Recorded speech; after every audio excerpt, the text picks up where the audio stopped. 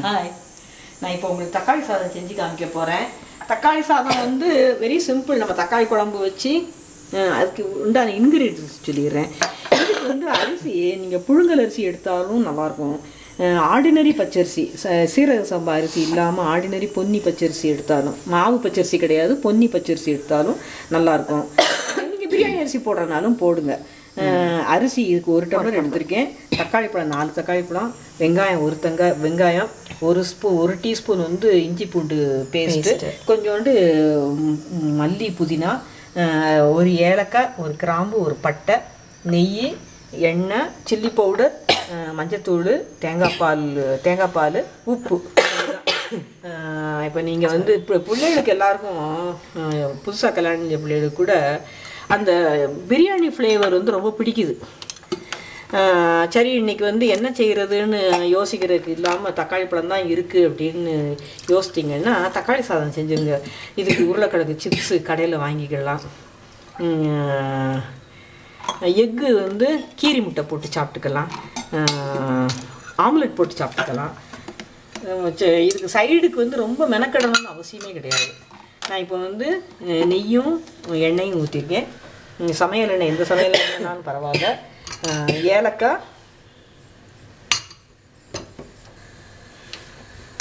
ஏலக்காய், பட்டை, கிராம்பு போட்டிருக்கேன். இதோட சேர்த்து இந்த இஞ்சி பூண்டு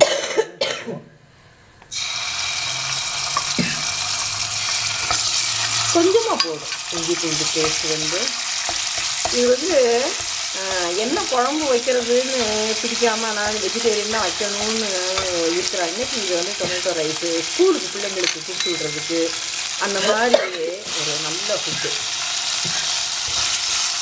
வெங்காயம் போட்டேன், கொஞ்சம் வதங்கட்டும். இன்னும் கொஞ்சம் வதங்கட்டும். கிடையாது, இந்த பிரியாணி பவுட்ரு நான் சொல்லி கொடுத்துருக்கேன்ல, அந்த பிரியாணி பவுடரை போட்டு ஒரு 4 தடவைக்கு வேணுங்கிற மாதிரி பிரியாணி பவுடர் போட்டு வச்சுக்கோங்க. கடையில் வாங்குறதுக்காட்டில் நம்ம போடுறது வந்து நமக்கு கூடுதல் சந்தோஷமாக இருக்கும். இப்போ தக்காளி பழத்தை போட்டுருக்கேன். தக்காளி பழம் வதங்கட்டும். தக்காளி பழத்தை வந்து இதுக்கு வந்து பச்சை மிளகா போடாமல் சில்லி பவுட்ரு போடும்போது தக்காளி சாதம் வந்து கலர்ஃபுல்லாக ரொம்ப அழகாக இருக்கும். சாப்பிட்றதுக்கும் நல்லா டேஸ்ட்டாக இருக்கும், பார்க்குறதுக்கும் நல்லாயிருக்கும். உங்கள் வீட்டுக்காரர் கேட்பாரு, எங்கம்மா படித்த நீயே அப்படி கேட்பாங்க. இவ்வளோ டேஸ்ட்டாக இருக்குது.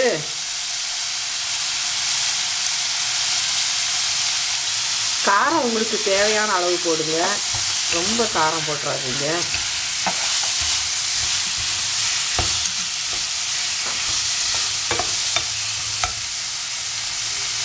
தக்காளிக்கு தேவையான உப்பு போட்டு அப்புறம் அரிசி போட்டுட்டு அப்புறமா போட்டுக்கிட்டோம். ஒரு அப்படி போடாமல் மொத்தமாக இப்போயே போட்டோம்னாக்க நமக்கு ஒரு வேளை உப்பு கூடினாலும் கூடிரும். அதனால் 2 இதாக பிரித்து போட்டிங்கன்னா கொஞ்சம் அப்படியே வேகணும் இல்லையா? வேகணும். நல்லா தக்காளி பழம் நல்லா வெந்துருச்சு. வெந்ததும் நீங்கள் ரைஸ் போட்டு உங்களுக்கு இது பத்தலை, எண்ணெய் பத்தலை அப்படின்னா அந்நேரம் 1 ஸ்பூன் நெய் விட்டுக்கோங்க. நான் இப்போ அரிசியை போடுறேன். பிரியாணி மாதிரியே தான் இதை போட்டு இந்த தக்காளி சாதம் வச்சு ஒரு சிப்ஸு வாங்கிட்டு வந்து ரைத்தா ஒன்று போட்டு ஆம்லெட் போட்டு நீங்கள் சாப்பிட்டீங்கன்னு வச்சுக்கோங்க. ஒரு தயிர் சாதம் ஒன்று பக்கத்தில் வச்சுக்கிட்டிங்கன்னா ஃபுல் மீல்ஸு. இன்றைக்கி அம்மா கேட்பாங்க, இன்றைக்கி என்ன மாப்பிள்ளைக்கு வச்சு கொடுத்த, தக்காளி சாதம் ஆம்லெட்டு சிப்ஸு அப்படிங்கும். அம்மாவுக்கு நிம்மதியாக இருக்கும். நம்ம பிள்ளை எப்படியும் நம்ம மருமகளுக்கு நல்ல வகையாக சாப்பாடு ஆக்கி போட்டுருவா, நம்ம இல்லாத குறைக்கு. உங்கள் மாமியாரும் பார்த்து ரொம்ப சந்தோஷப்படுவாங்க. நம்ம பிள்ளைக்கு வெரி சிம்பிள்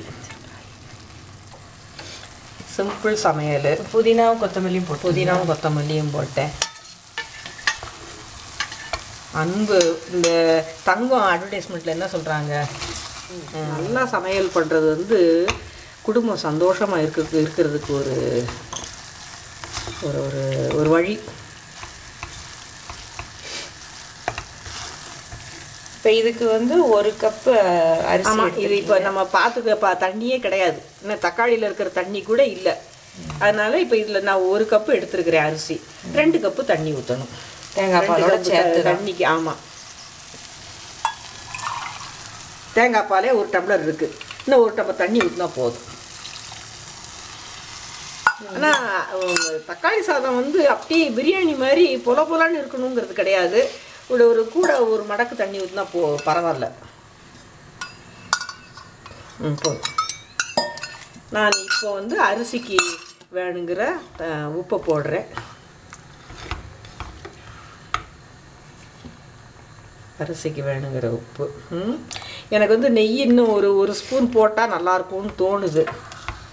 நான் தக்காளி வதங்கி வரும்போது அடியில் லேசாக ட்ரை ஆன மாதிரி இருந்தது. அதனால் 1 ஸ்பூன் தக்காளி பழத்தை இதை நெய் போட்டுக்கிறேன்.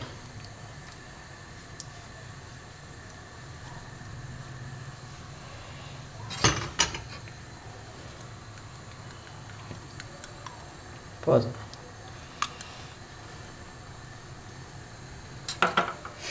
இதை மூடிடுவோம். வெயிட் போட வேண்டாம். வெயிட் வந்து கொஞ்ச நேரம் நம்ம பார்த்துட்டு அதுக்கப்புறம் வெயிட் போடுறது நான் சொல்கிறேன். திறந்து பார்ப்போம். நல்லா பொருந்தி இருக்குல்ல, பிரியாணி மாதிரியே தான் பொருந்தி இருக்குல்ல. இதை வந்து இன்னும் கொஞ்சம் கூட வேகணும் இல்லை, தண்ணி கொஞ்சம் இருக்குது. இதை நல்லா சிம்மில் வச்சுட்டு நான் வெயிட் போட்டுறேன் குக்கருக்கு.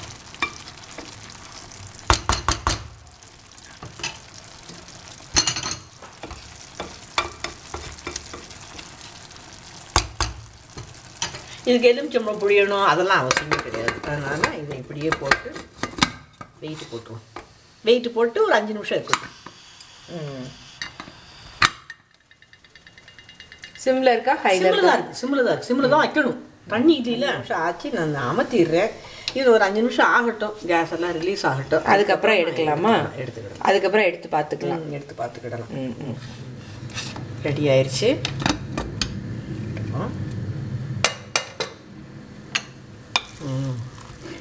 இது நல்லா பொலன்னு. இது நீங்கள் சாப்பாட்டு அரிசியில் பண்ணினீங்கன்னா அது இன்னும் அதுக்குண்டான ஷைனிங்கோட நல்லாயிருக்கும். இதை நல்லா வந்திருக்கு, அழகாக வந்திருக்கு. இது சர்வ் பண்ணிடலாமா? இது சர்வ் பண்ணிடலாம். அது ரெடியாக செய்யக்கூடிய ரொம்ப டேஸ்டான தக்காளி சாதம் ரெடி. இதுக்கு சிப்ஸு, ரைத்தா, ஆம்லெட் வச்சு சாப்பிடுங்க. ஒரு தயிர் சாதம் வச்சுக்கோங்க, ஊறுகாய் வச்சுக்கோங்க. அன்றைக்கி வந்து வேறு எந்த காய்கறியும் வாங்க வேண்டிய அவசியமே இல்லை. ஹாப்பியாக இருங்க.